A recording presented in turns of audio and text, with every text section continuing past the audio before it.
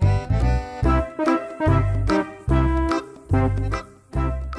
ơi, lại là chị Bibi đây.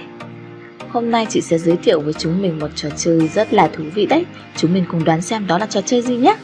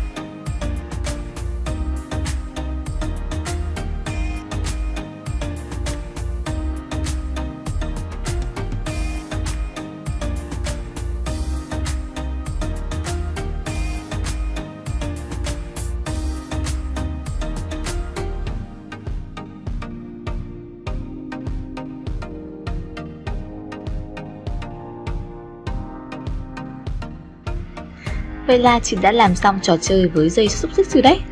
Các em nhớ nhấn like và đăng ký kênh để đón xem những video tiếp theo nhé.